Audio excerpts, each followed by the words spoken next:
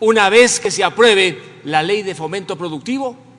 ¿O será simplemente esta ley un mecanismo para reparar las averías de un sistema económico que ha demostrado su fracaso al haber hundido las finanzas públicas y asfixiado al sector privado? ¿O será, por lo menos, la ley de fomento productivo un camino que se abre para que tratemos de poner la casa en orden y lograr que la sociedad ecuatoriana vuelva a ser productiva? Yo no tengo respuestas a estas tres preguntas, pero sí sé que la ley tiene algunos temas positivos, como el hecho de que los estudiantes que adquirieron préstamos para estudiar y no han podido pagar, se van a beneficiar de la remisión de los intereses. Bien por esos jóvenes, bien por esos estudiantes. También es una buena noticia que los jueces de coactiva ya no van a abusar de aquellos que integran sociedades, compañías en condición de socios o accionistas minoritarios. Pero la ley tiene también noticias muy malas. Se va a gravar el 13º, el 14º sueldo, cuando estas remuneraciones jamás han estado grabadas y ahora serían grabadas con el impuesto a la renta. También hay noticias pésimas para la provincia de Tungurahua, debido a que la modificación que consta en la ley pondría en peligro 9.000 plazas de trabajo de aquellos que laboran en el sector de la fabricación de carrocerías, solamente en la provincia de Tungurahua, y 6.000 puestos de trabajo adicionales en otras provincias del Ecuador, donde también ecuatorianos fabrican carrocerías. Por lo bueno, yo diría que votaría a favor, pero por lo malo, jamás. Jamás estaré en contra del empleo o que se grave la 13ª o la 14ª remuneración. Señores legisladores, debe haber un semáforo en el que funcionen todas las luces en materia de endeudamiento público. La propuesta que trae la ley por lo menos prende la luz roja en el semáforo para que no haya un endeudamiento irresponsable, para que el endeudamiento público necesario solamente se pueda producir cuando existe el propósito de que haya un equilibrio fiscal, un déficit primario cero. Pero se necesita una luz verde para que cuando sea necesario conseguir recursos con motivo de la deuda, no se desboque cualquiera que esté en el gobierno en el próximo trienio o cuatrienio. Pero un proyecto que ha hecho un gran avance con esta regla macrofiscal no puede ser destruido, porque todos sabemos que se ha superado ya el límite del 40% del Producto Interno Bruto. La gran pregunta es cómo se endeuda el país para proyectos de inversión y al mismo tiempo se va achicando este Estado que tanto creció en la última década. Allí está el gran desafío para equilibrar las finanzas públicas y para que deje de ser el fisco la pesada carga que es en los hombros de los ciudadanos, que hemos tenido que pagar cada día más impuestos para sostener la gran fiesta en materia de gasto público. Señores legisladores, una gran contribución de esta ley es la derogatoria del artículo 1 de la Ley Orgánica de los Derechos de los Trabajadores, para que los jueces de coactiva no abusen, como señaló muy bien el asambleísta Tayano. Sin embargo, en la disposición transitoria cuarta tienen que hacerse precisiones. Derogada la ley, ya no hace falta invocarla, porque no habrá ley. Pero tiene que quedar en claro que los jueces de coactiva sí podrán cobrar a las empresas deudoras.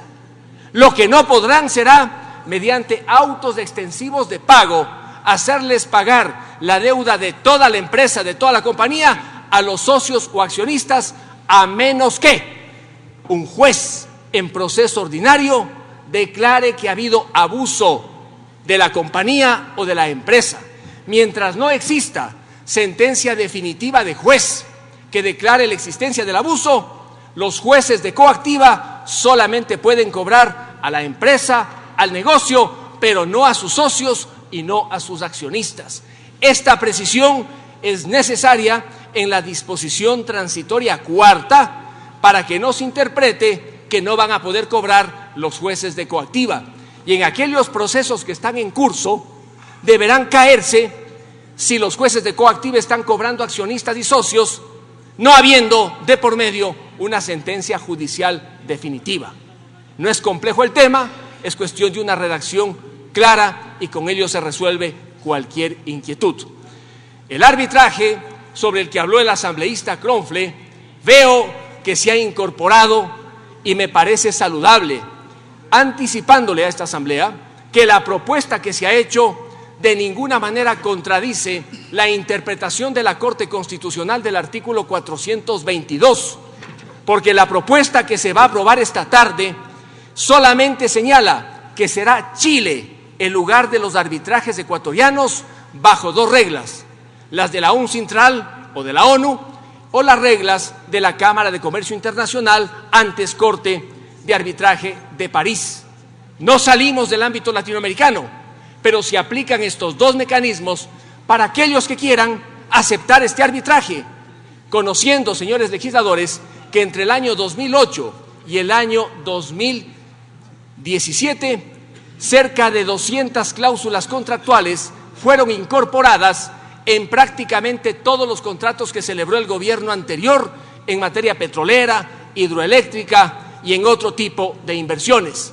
Por consiguiente, lo único que se hace con esta propuesta no es otra cosa que consagrar en una ley lo que ya se ha consagrado en más de 200 contratos públicos de inversión en el país durante los últimos 8 o 9 años. En cuanto a la situación del empleo que mencionaba en la provincia de Tungurahua, resulta que la modificación que se ha incorporado a la Ley de Régimen Tributario Interno en el informe para segundo debate generaría un serio problema entre los fabricantes de carrocerías. No es saludable que se establezca ese tipo de devolución del IVA. Si se les quiere ayudar, debería consagrarse el crédito tributario para aquellos contribuyentes que adquieren chasis o para aquellos que adquieren chasis con carrocería nacional. Y para ello, en lugar de incorporarse en el artículo 55 de la Ley de Régimen Tributario Interno, lo que se ha incorporado, debería incorporarse como crédito tributario en el artículo 66. Si no se va a hacer la incorporación que digo, mejor eliminen lo que se ha puesto, porque si se mantiene tal como está redactada esa norma, se están poniendo en peligro al menos 9.000 plazas de trabajo en la provincia de Tungurahua. Y al menos de mi parte no lo permitiré. Y el asambleísta de la provincia de Tungurahua, el asambleísta Callejas, en la sesión pasada ya hizo igualmente la reflexión sobre este tema, que entiendo que el presidente de la Comisión de Desarrollo Económico la habrá acogido, porque no puede ser, señores legisladores, que un tema de esta envergadura, donde están de por medio empleos, quede en riesgo. Señores legisladores, hay también otro tema que preocupa. Los extranjeros que llegan al país están obligados a tener un seguro para que en último término no sea el Estado ecuatoriano el que tenga que sufragar cualquier emergencia. Ese seguro tiene que mantenerse y no puede desaparecer. Señores legisladores, también me preocupa en la ley que se establece por regla general que no se pagará a aquellos que han estado cumpliendo una serie de funciones con el Estado, sobre todo en condición de fiduciarios, cuando pasaron los bancos quebrados de la banca cerrada a fideicomisos. La pregunta es, ¿por qué no se va a pagar? Tiene que pagarse. El Estado ecuatoriano tiene que honrar sus obligaciones. No puede eximirse en una ley de este tipo de pagos y sobre todo de compromisos. Señora Presidenta y señores legisladores, la preocupación del asambleísta Espinosa es una preocupación que no tiene que alarmarnos. Él ha expresado con cifras el peligro que habría sobre la dolarización y sobre todo sobre gastos permanentes en materia de educación y de salud.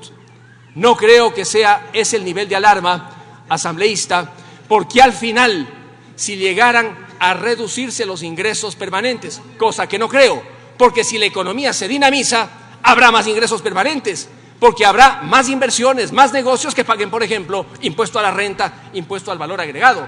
Ha terminado su tiempo, asambleísta. Aún en ese caso, señora presidenta, no hay riesgo para la educación o para la salud.